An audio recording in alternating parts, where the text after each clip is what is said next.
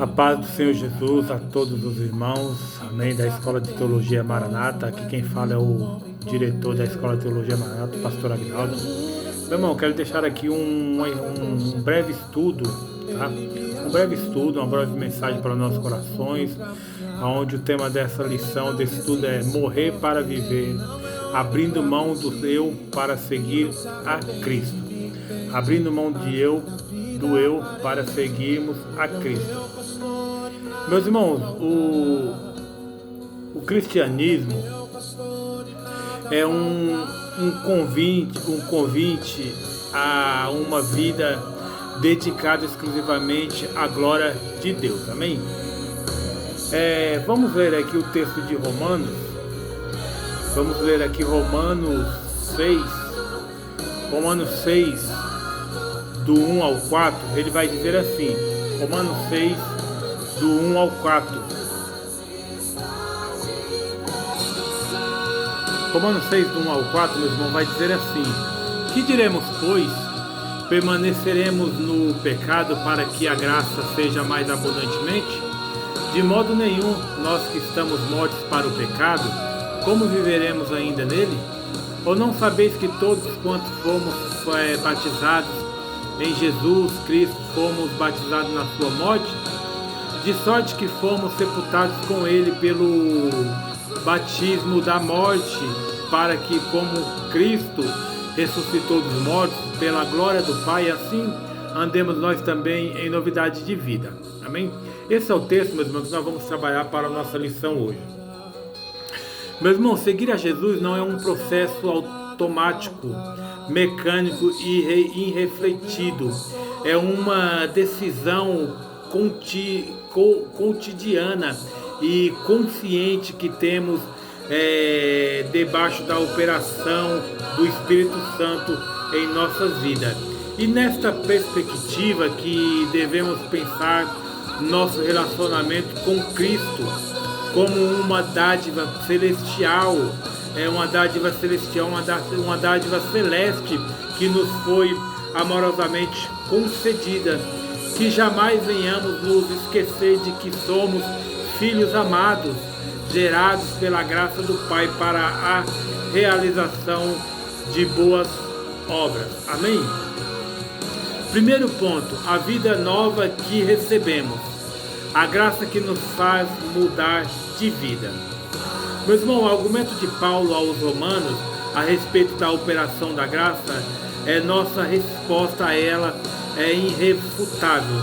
O apóstolo dos gentios lembra aqueles irmãos que tudo o que eles necessitavam para alcançar a bênção da salvação já havia sido conquistado por Jesus na cruz do Calvário. Romanos 5, do 6 ao 10. Agora, diante dessa maravilhosa constatação do amor de Deus que já está demonstrado, como devemos responder, menosprezando, vulgarizando a graça salvadora que nos foi concedida por meio de uma vida arrogantemente marcada pelo pecado. A resposta de Paulo é incisiva: jamais. Quem teve acesso à maravilhosa mensagem do Evangelho e é consciente do sacrifício salvífico de Cristo em favor de toda a humanidade, como diz João 3,16, tem o dever espiritual e moral de viver conforme a dignidade que o reino de Deus exige dos seus súditos. Amém? Colossenses 1:10. Meu irmão, nunca devemos proceder como um fariseu legalista, acreditando que a salvação vem por algum tipo de artifício humano, como diz Mateus 23:5 e 5:7 e Gálatas 2:20 ao 23. E também nunca viver como um libertino, considerando a graça que liberta como um salvo-conduto, um passaporte para uma vida consequentemente e pecaminosa. Amém? O batismo como imagem pública de nossa decisão interior. Para o crente, meu irmão, o batismo não é um mero ato religioso ou rito de passagem. O ato público de submergir-se nas águas batismais indica nossa convicção pessoal de salvação por meio de uma identificação com o Cristo que morreu por amor a nós. Dessa maneira, meus irmãos, constituiu-se a analogia do batismo para um discípulo de Jesus, assim como a morte do Mestre decretou a garantia de nossa vitória final sobre o pecado. Amém? Também nós, por meio do batismo, anunciamos ao mundo que já não mais nos identificamos com a obra das trevas, como diz Romanos 13:12.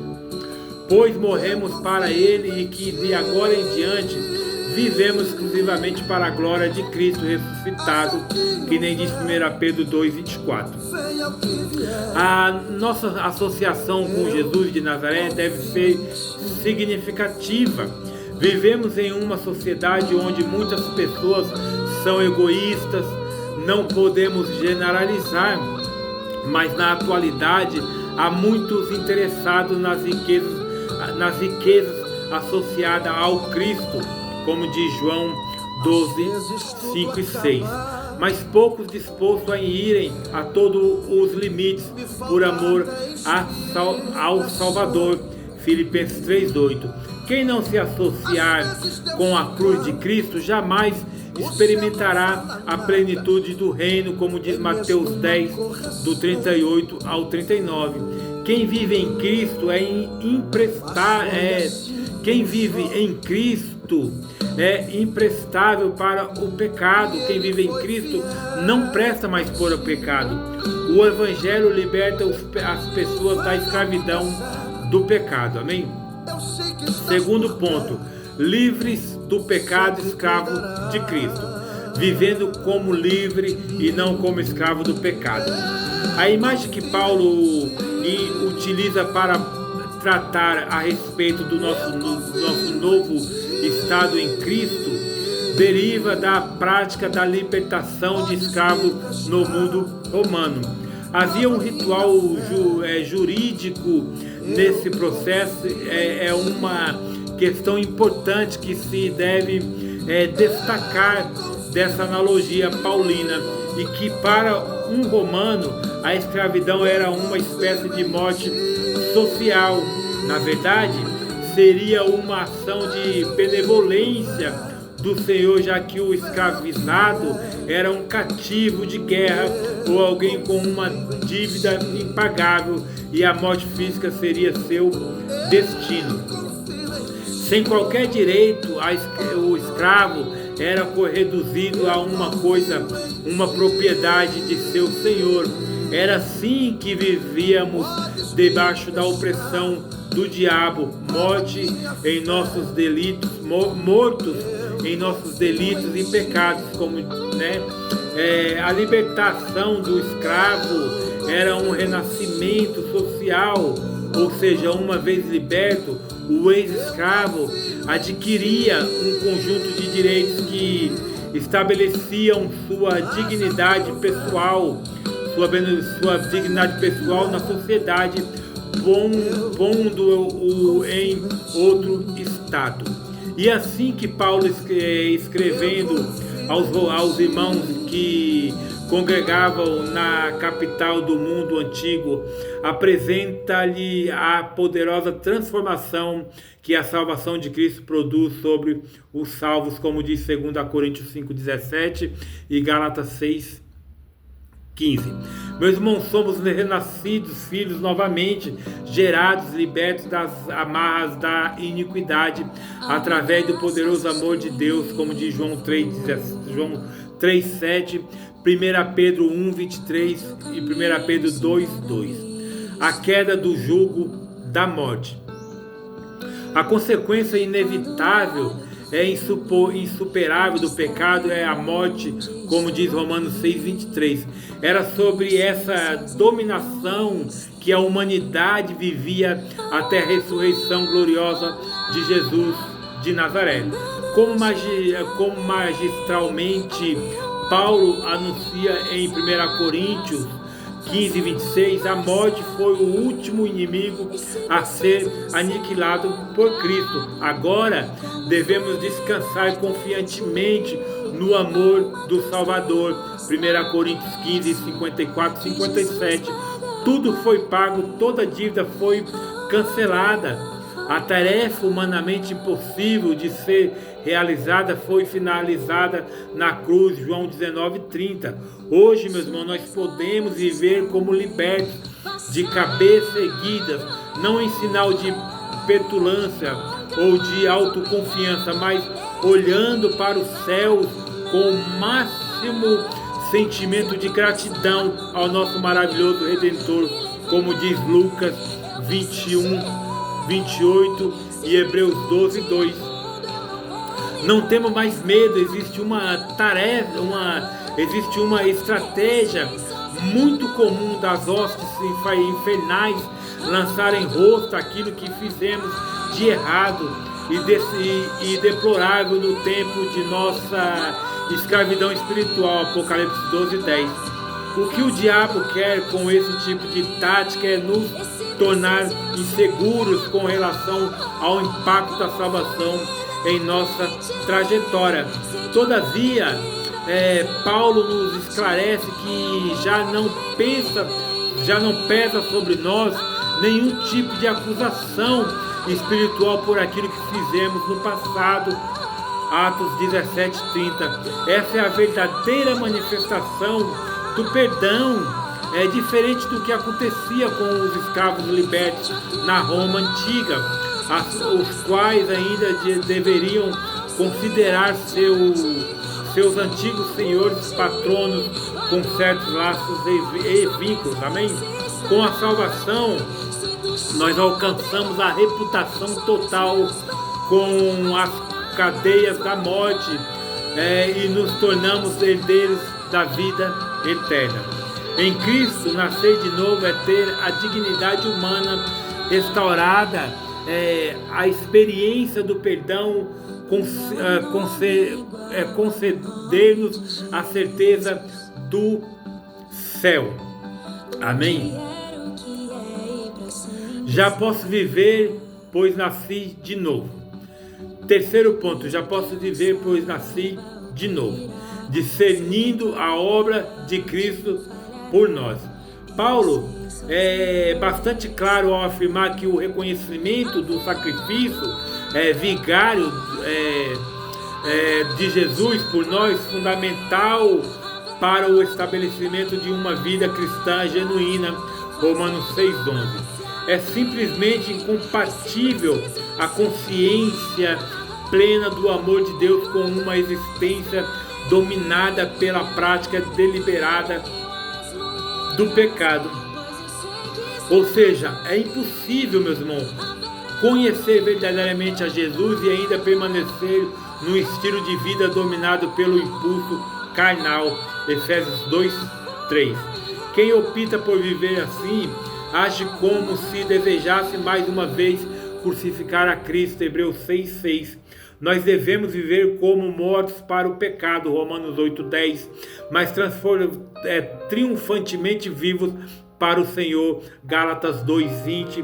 Dessa forma, nós somos convocados a adotar um padrão de vida excelente, uma prática cotidiana que espelha o caráter de Deus revelado no coração de todo aquele que nasceu de novo, bem como as consequências práticas da presença do Espírito Santo, como diz Gálatas 5:22. Como podemos perceber, meus irmãos, a exortação paulina está devidamente alinhada com o discurso de Jesus em Mateus 16:24-26. O fim do império do pecado Paulo, ele era alguém oriundo de uma dupla formação cultural, hebraica e romana. Por isso, conhecia várias perspectivas do que era um governo tirano em suas várias formas de ação e elaboração do mal. Partindo dessa visão, o apóstolo anuncia aos seus amigos de Roma, que para ele já não existia mais qualquer laço de subordinação e a tirania do pecado, como diz Romanos 6,12. A morte do Redentor nos deu uma esperança que estrutura um novo reino no terreno humano ou político. João 18:36. Mais poderosa em amor, graça e misericórdia. Romanos 17:14. Se já não somos mais escravos do pecado, é urgente que vivamos como dignos representantes do majestoso governo do Cristo ressurreto, 2 Coríntios 5:20. Quem está sentado no trono de seu coração, que não seja o pecado, nem ser seu eu inflado, é convertido em ídolo do egoísmo. Entronize o Rei da Glória. Salmos 24:7, 10, Romanos 5:17 e 21. Uma vida consagrada a Deus. Se Cristo reina em nós, como devemos viver, de que maneira devemos nos portar em meio a uma geração perversa? O apóstolo nos responde que, uma vez liberto da iniquidade, devemos andar de modo santo e irrepreensível, como diz Romanos 6:13-14. Esse padrão de comprometimento com os valores do Evangelho, com os princípios da graça, se confronta diretamente com o mesmo modelo de pseudo-evangelho que testemunhamos no mundo atual. Para atrair os jovens, muitos têm relativizando as exigências de pureza e santidade que o Evangelho exige. 1 Tessalonicenses 4:5-7. O anúncio da graça não pode se confundir com uma degradação espiritual e moral dos valores do reino. O amor de Deus é grande, mas a porta continua estreita, não é? E o caminho ainda é apertado, como diz Mateus 7:13. Chamar para a santidade não significa depreciar a graça. Hebreus 10:29. O grande desafio do cristianismo é destruir o ídolo chamado ego. Princípios cristãos não são negociáveis, eles são a base da nossa fé. Meus irmãos, seguir o Mestre é a própria razão de ser de nossa espiritualidade. Na sociedade decadente em que vivemos, as pessoas estão sempre em busca de seu ego, de sua ambição, carnais do pecado. É urgente uma guinada da humanidade em direção a Cristo. Ele morreu e ressuscitou para nos libertar do jugo do pecado. Amém? Meu irmão, este é a breve mensagem que eu quero deixar para os nossos corações nesse dia. Amém? Aonde o tema diz: morrer para viver, abrindo mão do eu para seguir a Cristo. Todos nós devemos morrer, não é? Para nós mesmos. Todos nós devemos abrir mão de nós mesmos para viver a Cristo. Negue-se a si mesmo, toma a tua cruz e siga-nos. Amém? Esta é a mensagem que eu quero deixar para o nosso coração nesse dia. Que Deus ele venha nos abençoar grandemente, não é? Que Deus ele venha nos capacitar, que nós possamos morrer, não é? Que nós possamos abrir mão do nosso eu, abrir mão das nossas vontades, abrir mão dos nossos desejos, abrir mão da nossa própria vida para morrer para Cristo, porque morrer para Cristo é lucro, morrer para Cristo é ganho. Todo aquele que morre para o Senhor, ele vai ganhar alguma coisa. Romanos 14:8 vai dizer assim: porque se vivemos para o Senhor, vivemos, se morremos para o Senhor, morremos, de sorte que ou vivamos ou morramos, somos do Senhor, não é? Se nós morrer para o Senhor, morramos. Se vivemos para o Senhor, vivamos. Tudo que nós fazemos para o Senhor é lucro, é ganho. Amém? Deus abençoe. Um forte abraço, um beijo no seu coração. Até a próxima. Tchau.